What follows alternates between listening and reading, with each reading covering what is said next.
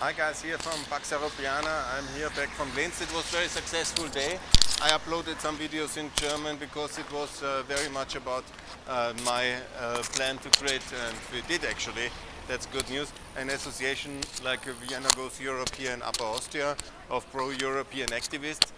And we started. It was a very good start, and now we will continue the campaign to promote EU enlargement here in Linz and Upper Austria, and I call on all friends to create similar organizations. Yeah, it's a simple concept. You create an association, you call it Goes Europe, and you basically do it in your city, in your region, in your country, and you promote EU enlargement, and you promote the future of a strong Europe which is united and which is strong and which is open and which is much more effective, with Ukraine inside, with Kosovo inside, with Macedonia inside, with Montenegro inside, with Albania inside, with everybody inside. Of course Georgia, of course Moldova. These are the 9 countries we are fighting for, and they should be inside, and the EU has to parallel reform and get it going. I mean, there is no other alternative. That's really the task. That's why we have Europe. And here in Upper Austria we should be much more open. This protectionist and this closing, and this kind of closing the labor market, closing the trades for goods, this has been the disaster of the last decade. And this division of Europe, that we are all somehow divided, and we are all against America and against Mercosur and against whatever labor market opening and against everything. And then we end up in the complete disaster. While we talk about green and clean, in reality we have not prepared the European economy for life without Russian gas and Russian energy and Russian uranium. While we always knew the risk was enormous, and we have waited for too long, and we have basically lost this whole time. Luckily we did the enlargement in the decades from 2004 to 2013, and that's now again the only real hope for Europe, is to bring in the new countries and to reform accordingly and to open up. And that's very good economically, that's very good against inflation, that's very good for more competition and for more growth, and that's very good for the people in and outside and the news coming in. And that's now absolutely the priority of the coming decade. And here in Linz, which has only to benefit from this openness. But the politics of protectionism and of closing and of xenophobia have materialized in the disaster we are in today. And of course the whole people who told us we have to say no to Mercosur and TTIP, we have to say no to NATO, we have to say no to enlargement. They were buying from Russia and flying in Learjets around on whatever 7-digit salaries. And this is the reality of the last decade of failed policy. Yes, so we have now the task. This is the task to create associations. Best would be all over Europe. Goes Europe, very good. Have a neutral name, but not a neutral attitude. To really be really for enlargement, because this is ultimately the task. It's about enlargement. It's about inclusiveness, about openness. And that's the key to prosperity. And of course, to build a united Europe together. This is the normal thing. Here from Linz, I think I'm clear enough. And now we have a platform here. Now let's work together. Let's achieve it. It will be a much more prosperous Europe, a much more relevant Europe as well. It will be a Europe which is also true to its values. And the founding fathers of Europe will be proud of us. They will be the ones who say, well done. And that's very important, I think so. And of course it will be a Europe of values and of freedom and of prosperity for all of the Europeans. And it is a contribution for stability, freedom and prosperity for the world. I mean, there is no more noble task than this.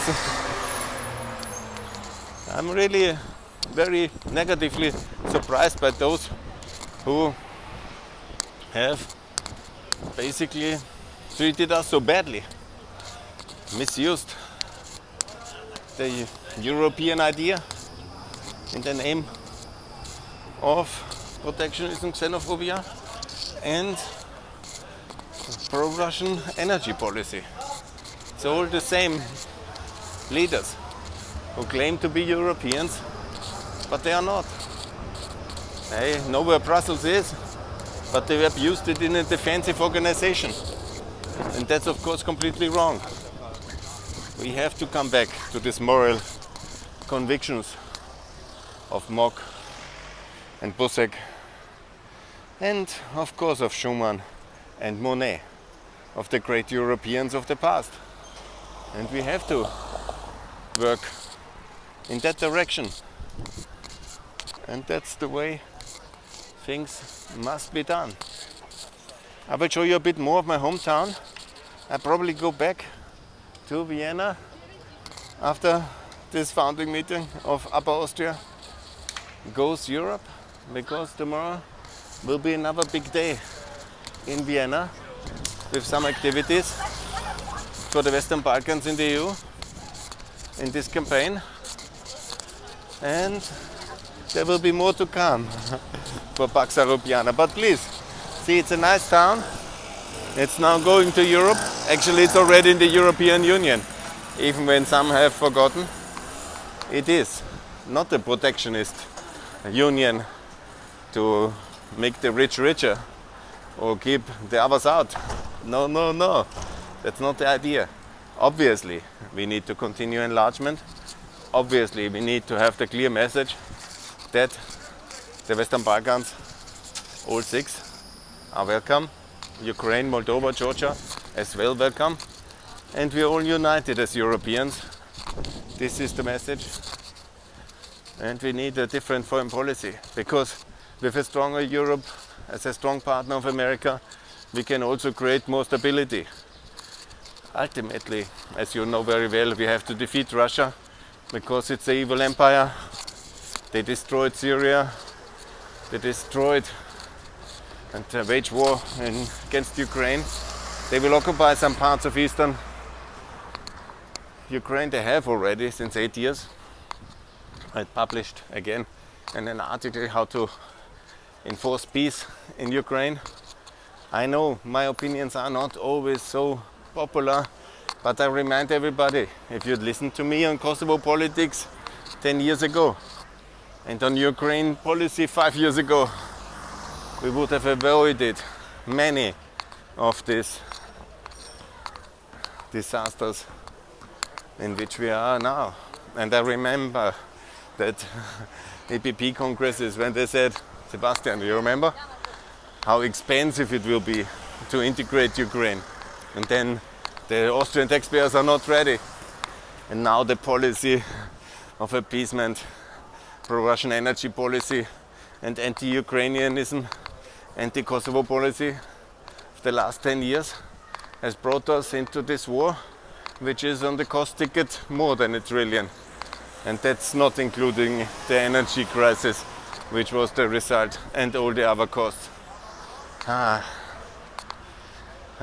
So expensive. Such a disaster. And yes, that's the reality of bad politics of the last decade. You can add the reconstruction of Syria and the human suffering of the Syrians, of the Ukrainians, and all the human suffering of the Eastern Europeans to this price tag, which the anti-Europeanism and this kind of protectionist xenophobia and failed policy of the last decade has resulted in. Anyhow, more to come. Here from Linz, I will make a stop here and say thank you very much for your attention. More to come. Please subscribe from Pax Europiana. Bye from Linz. Thanks a lot. Bye.